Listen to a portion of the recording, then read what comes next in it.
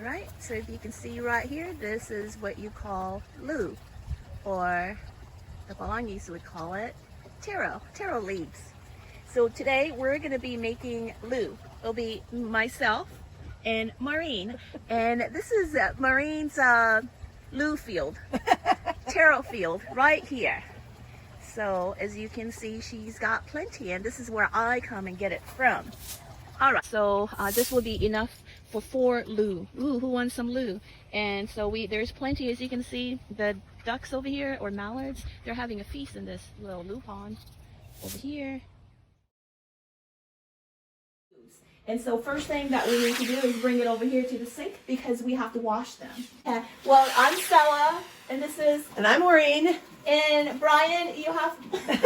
and that's Brian. And so I'm over at their house, and so I'm going to show them how to use these taro leaves, lu leaves in their backyard so they can cook it for themselves. And if you don't know what they are, they're just another form of green, and this is what all Polynesians eat, and it's like their spinach. And so you just know that you have to wash them after you get it, and then you cook it. Whether you bake it in the oven or you boil it, you just have to cook it enough until it cooks, just like you do with anything else. So these here, so they have been washed, you know, like washing your sins away, and it's all clean now. Like right now, while these are trying to dry, we can cut up the meat. Here, corned beef brisket. And this was the last one that I found at HEB, which is the local store here, the local grocery store. And so it looks very juicy. And so that's the meat that we're gonna use for some of the lu that we're making. And I also found they don't carry much lamb, but they did have a little. So one of our lu is gonna be lu sipi, my favorite. You see here tomatoes, which needs to be washed, some jalapenos, which you don't need to use jalapeno, but I do because I love jalapeno. And I got onion, see here, onion, some coconut milk. Oh, this is the taro, and it's been frozen in my freezer because I had gotten it fresh from the DFW area. And so we're gonna cook, this is the fruit or the vegetable of these leaves. And so they came out pretty humongous, and so it's been chopped up, and this is probably about 1/4 of the big taro that came in one, and so it's been cut up into small bags. And so that's the only thing that you need, plus you need foil as well. You need foil to wrap up the lu in, so that way it doesn't fall all over the place and cause a fire in your oven. But anyway, so I'm trying to cut up the lamb. It's not the ones that we normally use, but it's the one that they have. So we gotta use what they have.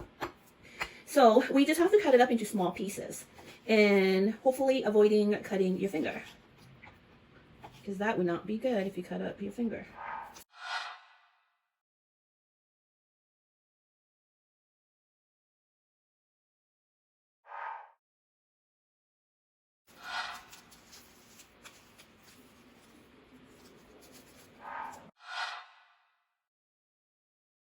So now we just chopped up the onion with a winky on both eyes. So we got 4 pieces of foil because this is what we're going to use to wrap the lu and the meat in. So what we do is take the big lu leaves, put that on the bottom first. So you want to, since we're trying to make 4, we want to make sure we have enough lus to go around. Otherwise, somebody might go hungry.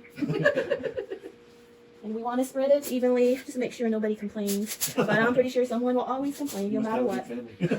Yes. But usually, you're not there on time for dinner. Too bad, so sad.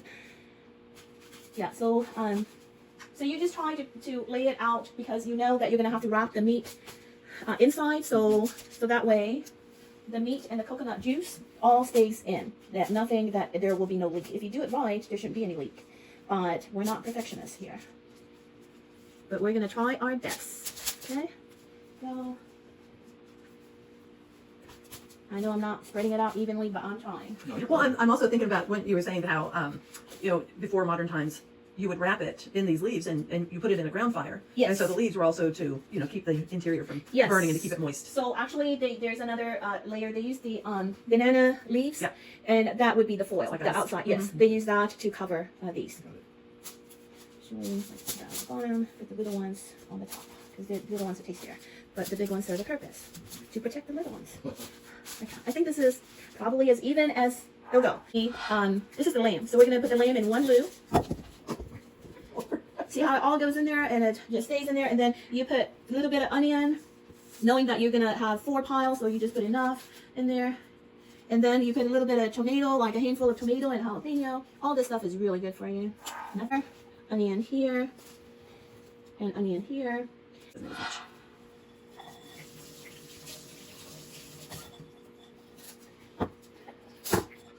So it's not really hard to assemble. Nope, not at all. So now the coconut juice has been opened. So now this is when I'm going to need Brian or Maureen's help, because I need them to pour the coconut juice in here, and then while I'm holding it, so that way it doesn't run all over the place. Alrighty. So what you do is you hold this up like this. I guess it could have used more lube, so that way it could have wrapped around nicely, but it's alright, this will do. The foil, that's what the foil is there for.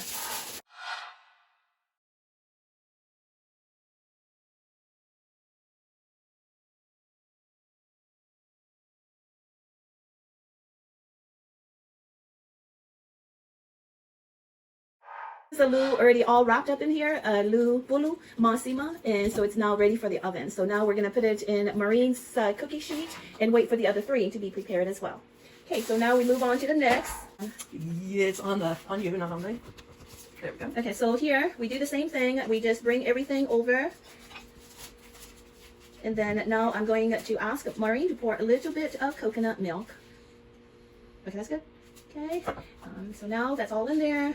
And so, as you can see, it's important to get the bigger loo leaves, the taro leaves, because it serves as a purpose to cover. And then bring it this side over, and then this side over, and then now this side. See? Now this one is ready to go in the oven as well. Now, if you're Polynesian or Tongan, you're watching this and say, that's not the way you make loo, well, it's the way I make loo, okay? So, there. And so now it's all ready to go in the oven. That's what Brian just made. That's his culture drink, margarita. Toast, here's to a night of culture adventure. So we put the oven temperature at 450, and it's going to be going for about 1 hour. And then you would be able to tell when it's cooked, when you smell it cook, when it smells yummy, it's time to open the oven and check it. But also the loo leaves is going to turn to a different color. It was a light green when we put it in, and it should be turning into a dark green by the time it's cooked.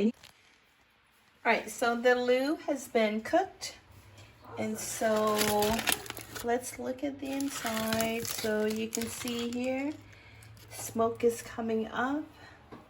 That means it's already all cooked inside. And this here is the taro.